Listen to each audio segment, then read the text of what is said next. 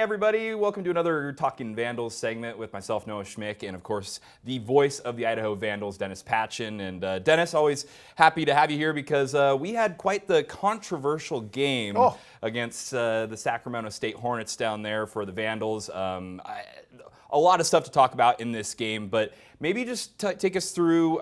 It was a hard start for the Vandals through the first half. A little bit. The defense came out and played really well, forcing a turnover on downs, holding Sac State to just 2 field goals in the game, 6-3 at the half. The offense, the offense did look like it was in sync early on, but they were doing some decent things. But it was the defense, and Sac State. We all know about Sac State. We saw what they did at Eastern in running the ball wild, and that's what they do, and that's what they were trying to do. And they were able to do it between the 20s, but they couldn't figure out a way to get in. So Sac State kicks a field goal, and they're up 9-6. And then the Vandals come back, score 2 touchdowns in the fourth quarter. They've got a 4-point lead with 3 minutes to go. And Sac State's trying to put a drive together, converted on a 4th down and 13, which was coming, now you look back when the game was over, was the killer. But then they had the ball at the 12-yard line, and they threw a pass down to the 2-yard line, and it was ruled a catch. It was looked at, they reviewed it, and they said it was upheld. So it wasn't like it was confirmed, it was upheld. It was like there was evidence that, yes, the correct catch was made. There's pictures, there's videos. They were on the website, they were on Twitter, and I think they're still up there.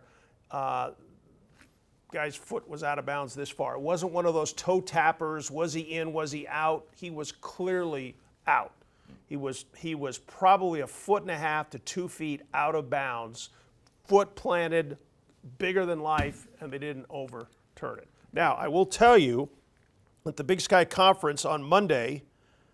And I retract. Thomas Ford blasted the officials on our postgame show. Okay, he said we got cheated in essence and we got robbed. Okay, so and we all thought, okay, he's going to get fined because that's what happens when you criticize officials. However, this statement was released by the Big Sky Conference, but this is probably about an hour and a half ago, or less than an hour and a half when we taped this. In conjunction with its, sorry, I had to put the glasses on. I'm old now, I can't see. In conjunction with its coordinator of football officials, the Big Sky Conference has reviewed the play with 12 seconds remaining in the fourth quarter of the football game between Sacramento State and Idaho. The officials on the field called the pass attempt by Sacramento State successful, and replay did not overturn this call. Replay upheld the call. So don't give anybody any credit of not overturning. They upheld it. The officials said it's a catch. The replay officials said it's a catch. It's a catch, okay? I'm translating here. I'm translating email speak, okay? It is evidently that the incorrect judgment was applied in this play. Yeah, no kidding. The Big Sky acknowledges and regrets this error in officiating, and as a result has suspended multiple officials who worked that contest. Again, no names given, all right? So we don't know who got suspended. We don't know if the replay official got suspended. We don't know if the referee got suspended. We don't know if the 2 guys that were within 10 yards of the play happening right in front of them are suspended. The conference office will have no further public comment on this matter. Okay, I don't know what you can do as a conference, but if this makes you feel good, it doesn't make anybody else feel good. No, not at all. I mean, I don't know. How did you uphold it? I guess that's the problem. Did they not have a camera angle to where they could see? That's what confuses me. And so we're in the radio booth. We have a monitor, but we only have the in-house system at Sacramento State. So they didn't show us. Because that replay goes up on the monitor. Well, if you're a smart replay guy who's running things at your home stadium and it's controversy or close, you don't put the replay up. No. And some leagues don't let you put reviewable plays up. I don't think the Big Sky's that way, but they don't let you put it up there. So we were wondering from our angle, because we couldn't see the foot on the sidelines, the receiver came down, fell down, and landed on his back. We couldn't, and his back was inbounds, but sorry for the term, his butt was out of bounds. We couldn't tell what landed first. If they landed simultaneously, then it's an incomplete pass. If his shoulders land first and then his butt comes down, it's a catch. So that's what we thought. And we didn't see the video until after Coach Ford was on our game, and Austin, the sports information director, texted us. Okay, here's my thing is, if it's this much on the sidelines, in or out, is his whole shoe in or part of his shoe out? Okay, those are hard to see. When you're this far out of bounds, and there's two officials who were in the right place to make this call, called it a catch. It was one of those no calls, let's let the replay get it. They called it a catch. I don't know how you referee at a college level and miss that call. Not one, but two. Yeah. What is probably the worst part of it all, I mean, there are so many different, ways that this is bad for the Big Sky Conference for everything, but it ended up, you still had 12 seconds remaining, I think, in that game. That's when the play started with 12 seconds to go. Yeah. So there was less. Yeah, it was. They scored a touchdown on the next play. On the next play. And so there was that left 7 seconds to go. And so that ended the game, resulted in Sacramento State winning that game. Right. Had he not caught that, you're back outside the 10-yard line, so you're not even first and goal. That would have set up a 4th and goal at that point in time. Yeah. Just so many things here. And again, the Big Sky issues this statement and says, "Sorry, we screwed up. They don't tell us that they fired these guys. They don't tell us how long they're suspended for. We don't know." Okay, and we'll never know because they don't say, "Hey, we've hired these 7 new officials this year because we fired these 7 guys last year." Unfortunately, there isn't accountability out there. They give you the names of the officials who worked the game, but there's no accountability. This doesn't do any good for Idaho. If that play is called incomplete, because remember, Sac State is not great in throwing the football. They have to throw the football, and you got to like your chances if you're Idaho. And here's the other thing, the devil's advocate is, how many plays did Idaho not make in the game? They missed a field goal in the game. That would have kept it tied. I mean, there's all kinds of things. But as the game goes on and the plays get later, it is more magnified. But there isn't anything you can do. Yeah. And head coach Thomas Ford Jr. probably would also say, there's other plays or other times where we could have won this game or put this game away. Correct. But yes, when it's the last 2 plays of the game. You don't have a chance to make another play at that point in time. And as far as we can tell, as when we record this, he has not been fined. I'm guessing that he got off the hook. He probably got a warning saying, if you do this again, no matter what the outcome is, you are going to get fined. But he probably got off the hook because of how bad it was. And here's the problem is there's been a couple of calls this year that haven't been right in the Big Sky Conference. It doesn't look good for the conference that the officials are, and here's the problem is, there's, I don't know how many guys, if it's the 2 guys who missed the call and the replay official, that's 3 guys. There's, 60 guys working in the Big Sky Conference refereeing. So now that we've all labeled all of these guys, they can't do their job properly. That's part of the problem. Yeah. And every time there's a close play, people are going to go, "Oh, it's the Big Sky officials. They screwed it up again." Mm-hmm. Well, I mean, we could probably talk about this Sure. I got all time. Yeah, I don't have a game until 1:00 on Saturday. Let's go. We could talk about that for a long time. But I guess what is really impressive is the Vandals.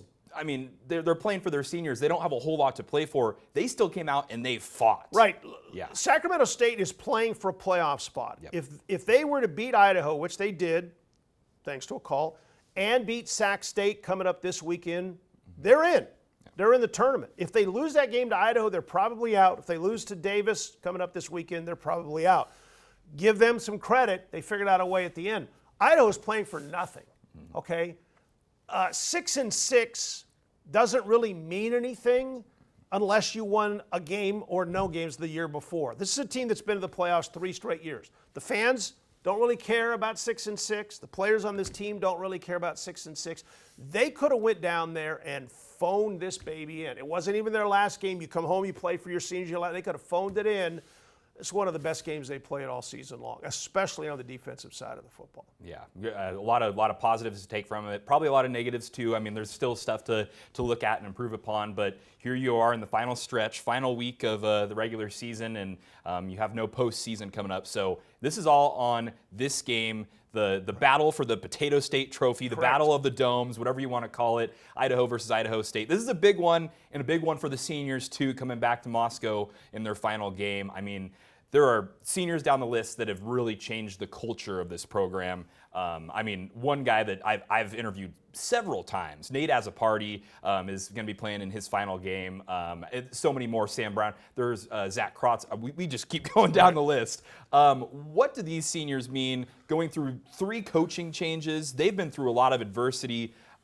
These seniors mean a lot for the university. Well, and they were at the tail end of the Paul Petrino era as the team was transitioning into the Big Sky Conference. They'd already played 1 year when those guys got on campus, and they weren't very successful in the Big Sky at that point in time. Jason Eck came in, turned the program around, and leaned on these guys. They were younger, but certainly last year, Nate Azzapardi as a junior was a big part of this team, and certainly has been this year. And you look at guys like Jake Cox, a second-generation Idaho Vandal player. You got 2 guys from Spokane, and Zach Krotzer from Shadle Park High School, Sam Brown from Central Valley. You got Isaiah King, who is the Vandals' best defensive player, and apologies to Nate, he might be their best player on their entire team. These are all guys that haven't transferred in as a JC guy or come in as a transfer-in senior. They've been here through the whole thing, and they turned it around. 3 straight playoffs, you know, getting back to where Idaho was before they left the Big Sky Conference. And I know this team wants to play for those guys. Yeah. You know, I've been joking all year. It's, you know, what does Thomas Ford think, the head coach? Well, let's hear what he has to say. But let's talk to Nate Azzapardi, because this is his team. I mean, this is when you go into the locker room, it's his team. So, you know, and I've talked to people who have played and played on teams that they know going into that week, it's your last game. It's a very emotional time. It's not easy to prepare. You have those things going through your head. This is the last time I do this. This is the last time I do this. Hey, I don't practice anymore. I got 1 more game. I only got 30 minutes. This is my last halftime. And you walk off the field and it's all of a sudden it's over.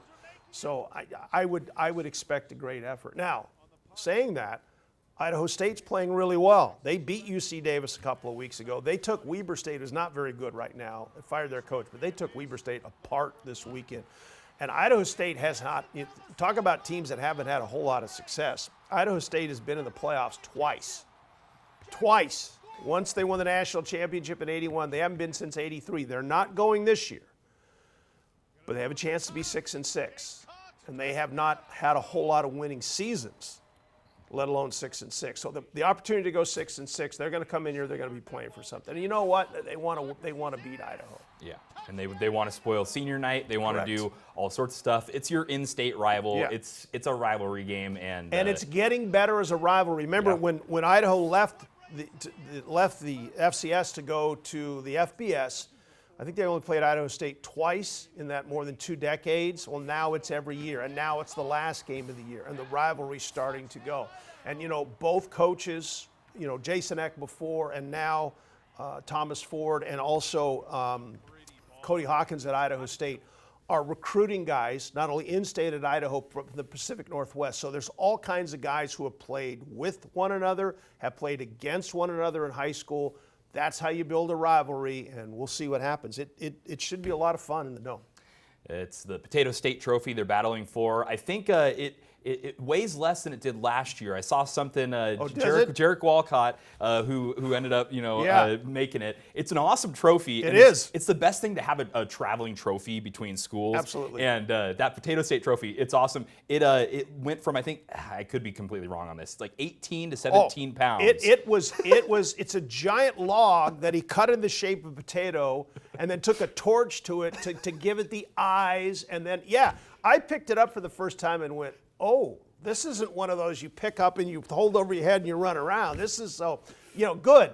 They put it on a diet. They put the trophy on a diet. It'll be easier for the the non-linemen to pick up. You know, the skill guys, the pretty folks. You know, the guys that catch and run, not those guys who grunt and groan. So it'll be fun. It should be fun. It's it's the last game of the season. It's not the way the season wanted to go for Idaho, but if you're an Idaho Vandal fan, you got one more game. You got a chance to beat your rival.